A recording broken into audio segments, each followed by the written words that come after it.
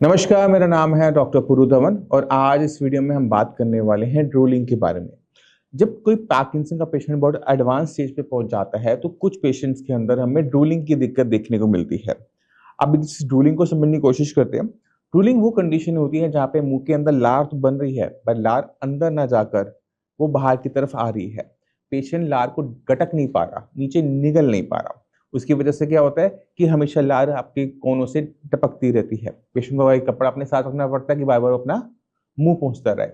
अब ये जो दिक्कत है ये सॉल्वेबल होती है, बट इससे पहले हमें करना पड़ता है वो है एग्जामिनेशन कि पेशेंट की कंडीशन कितनी खराब है। तो आपने एक छोटा सा काम करना है। आपने एक पानी की बोतल लेनी है, ये पानी उस पेशेंट को देना है कप के अंदर, ग्लास के अंदर। आप पेशेंट को बोले कि इसे पिए। अगर पेशेंट उससे पीता है और उसे आराम से पानी को गटक जाता है तो आपने एक छोटा सा काम क्या करना है, अपने साथ उसके पेशेंट के साथ एक सिपर रख देना है। कपड़े की जगह सिपर रख देंगे। तो जैसे उसके मुंह में लार बनेगी वो सिपर उठाएगा और वो पानी पिएगा। जब वो पानी पिएगा तो पानी के साथ साथ लार भी गटकी जाएगी और उससे क्या होगा कि ड्रूलिंग की जो हैबिट होती है, जो ड्रूलिंग हो रही होती है वो रुक जाती है। अब ये तो हो गया टेम्परेरी इलाज। अब चलते हैं परमानेंट इलाज के ऊपर। ये जो दिक्कत हो रही है ये क्यों हो रही है, इसको आप समझने की कोशिश कीजिए। ब्रेन में जब नुकसान हुआ, ब्रेन की जो सेल हमारे डैमेज होने शुरू हुए पार्किंसन की में, तब हमारी ब्रेन की जो एक्टिविटीज हैं वो स्लो डाउन हो जाती हैं। पेशेंट कुछ चीजें अनजाने में कर जाता है, जैसे वो गटकता, हम पूरे दिन गटकते रहते हैं, हमें पता भी नहीं लगता। पेशेंट नहीं गटक रहा, उसे पता नहीं लगता। तो मुंह में लार तो हमेशा बनती रहती है, बट वो गटक नहीं रहा तो वो बाहर की तरफ गिरती है। अगर हमें इसे ठीक करना है तो हमें वहां पर जाना पड़ेगा जहां से ये प्रॉब्लम जनरेट हो रही है, और वो है आपका ब्रेन। ब्रेन के अंदर जो न्यूरॉन सेल्स होते हैं वो अगर डैमेज हो रहे किसी भी कारण से, चाहे नींद ना आने की वजह से, स्ट्रेस ज्यादा लेने की वजह से, या फिर किसी मेडिसिन की वजह से, किसी भी रीजन से अगर डैमेज हो रहे हैं, तो हम उनको रिपेयर नहीं कर सकते। कोई चीज उनको रिपेयर नहीं कर सकती, मगर हम उनको कंपनसेट कर सकते हैं न्यूरोप्लास्टिसिटी से। अब ये न्यूरोप्लास्टिसिटी है, ये आपके लिए हो सकता है कि आपने पहली बार मेरे मुंह से सुना हो या पहली बार आपने कंसेप्ट सुना हो। इसी को अब हम डिफाइन करने की कोशिश करेंगे, समझाने की कोशिश करूंगा कि ये न्यूरोप्लास्टिसिटी होती क्या है। आपको अपना बचपन जरूर याद होगा। आप अपने बचपन को याद करने की कोशिश करो कि आप पहले ढंग से चल भी नहीं पाते थे, बोल भी नहीं पाते थे। आपको हर काम करने में दिक्कत होती थी। मैथ्स के 2+2 आपके लिए मुश्किल था। पर धीरे धीरे आपके ब्रेन ने विकास किया और आज आप अच्छी कंडीशन में पहुंच गए थे, ब्रेन से अच्छे अच्छे काम कर लेते हो। तो ये क्यों हो पाता है? क्योंकि हमारा ब्रेन अपने अंदर डेवलपमेंट करता है।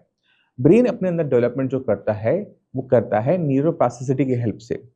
अब आपके स्क्रीन पे आप देखो, ये दो न्यूरॉन सेल्स हैं। ये दूर दूर थे, इनके हाथ देख जैसे टेंटिकल्स होते हैं ना, वैसे टेंटिकल्स आगे बढ़ रहे हैं और ये आपस में ज्वाइन कर लेते हैं।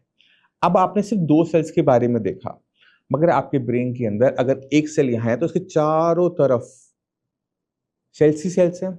और ये जो एक सेल होता है वो इन सबके साथ जो कनेक्शन बनाता है, इसको हम कहते हैं इंटरडेंड्राइट कनेक्शन।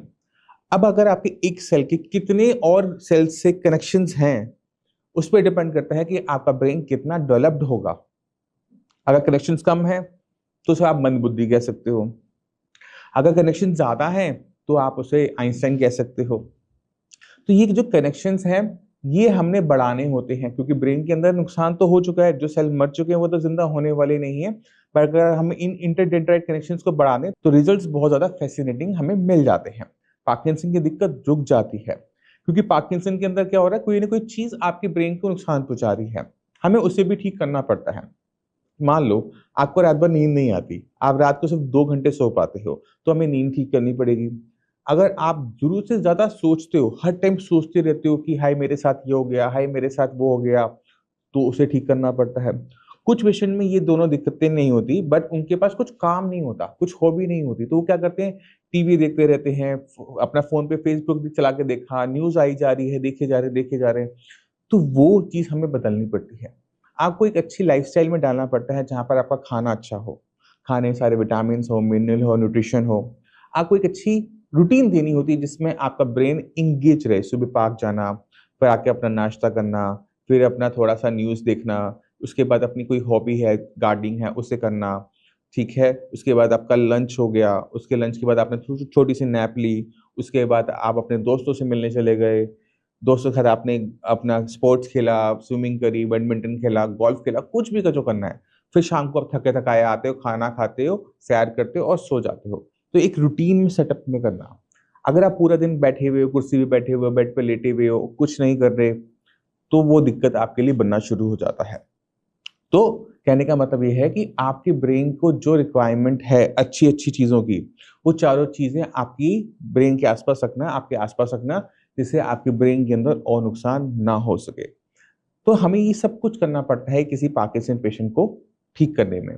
तो मैं उम्मीद करता हूँ इस वीडियो से आप 2 बड़ी चीज़ें सीख गए कि हम ड्रूलिंग को किस तरह से टेम्परेरी बेसिस पे कंट्रोल कर सकते हैं, और अगर हमने सिर्फ ड्रूलिंग को हमने परमानेंट तरीके से सॉल्व करना हो तो हमें ब्रेन पे काम करना पड़ता है, और ब्रेन पर भी न्यूरोप्लास्टिसिटी की हेल्प से काम करना पड़ता है, जिससे हमें बहुत अच्छे रिजल्ट्स मिल सके।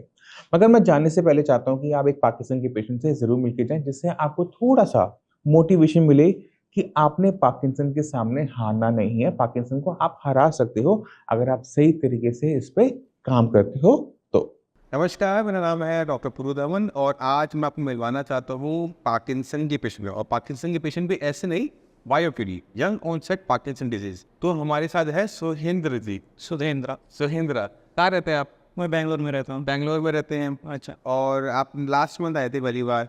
हाँ जी। क्या दिक्कत महसूस करते हो उस टाइम में? एक्चुअली मेरा लेफ्ट हैंड जो था बहुत सा स्टिफनेस आता था, थोड़ा सा अच्छा। कंपन था उसमें। हाँ। तो कन्फ्यूजन ये था कि पहले मेरे को तो सर्वाइकल का इशू था, तो 6 महीना 8 महीना तो सर्वाइकल का इशू बोल के मेरे को सर्जरी करना बोला था।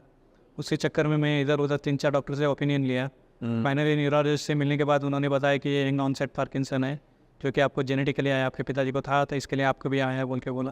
तो फिर उसके बाद में फिर उधर को उतना कंसर्न, आपका वीडियो में देखा, मैं यूट्यूब में देखा था, अच्छे रिव्यू थे और रिजल्ट भी अच्छा था।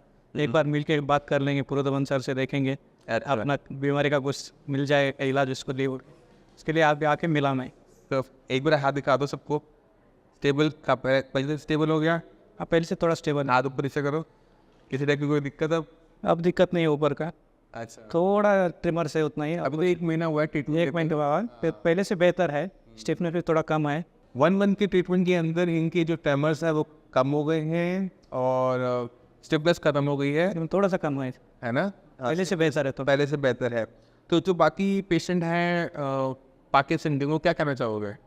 अभी तो मेरे को ऐसा लग रहा है कि सर एक्चुअली जिससे हमने बात किया था फिजिशियन से, जो कुछ भी न्यूरोलॉजिस्ट से, लोग इतना डरा दिए थे कि बोलते हैं कि आपके पार्किंसन है, आपके जैसे 15 से 20-16 साल तक रहेगा, उसके बाद में इसको कंट्रोल कर सकते, क्यूरेबल नहीं है, बहुत मुश्किल होता है, डे बाय डे बढ़ता जाएगा आपका बोल के दिमाग में डाल के भेज दिया। तो 3-4 दिन तक सोया भी नहीं मैं, कि यही सोच रहा था कि अरे 44 एज में तो आ गया मेरे को पार्किंसन, बोलते 15 साल बोलते तो रिटायरमेंट के लाइफ में तो ऊपर चला जाऊंगा मैं, बोल के ये तो सोचते और भी ज़्यादा हो गया। चलो आज हम ये भी बात कर लेते हैं कि हमने ऐसा क्या किया कि इनको आराम आ गया और जो डॉक्टर ने बोला वो गलत था, जो हमने किया वो सही था।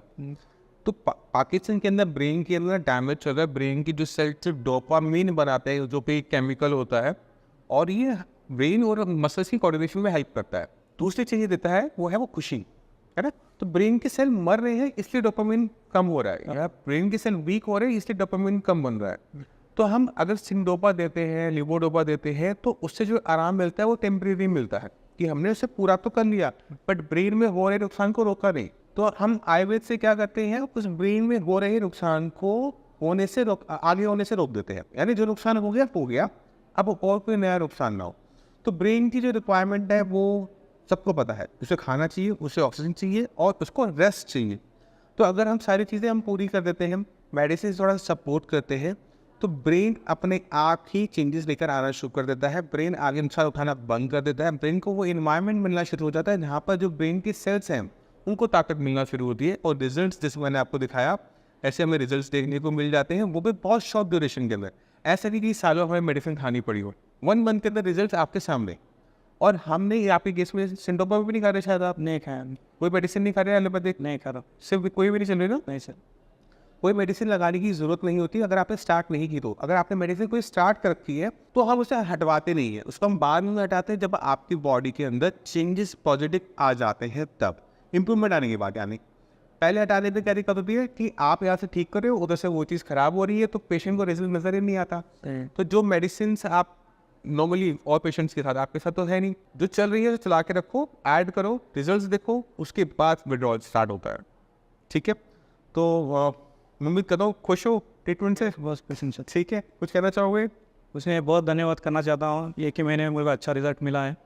खुशी से एक्चुअली आके दवाई मंगा सकता था ऑनलाइन पे, फिर भी एक बार आके सर से सेकेंड टाइम बेंगलोर से आप गुड़गांव आए हो। खास करके बैंगलोर से सर से मिलने आया हूँ कि बोलने के लिए कि आपसे तरक्की हो रहा उम्मीद करता हूँ इस वीडियो से आप काफ़ी कुछ समझ गए होगे पाकिस्तान के बारे में। फिर भी कोई डाउट में कुछ भी पूछना चाहते हो तो आके मिल सकते हो। इसी के साथ आपसे भी चलेंगे आगे, चाहूँगा मिलते हैं न्यू वीडियो में। तब तक के लिए नमस्कार।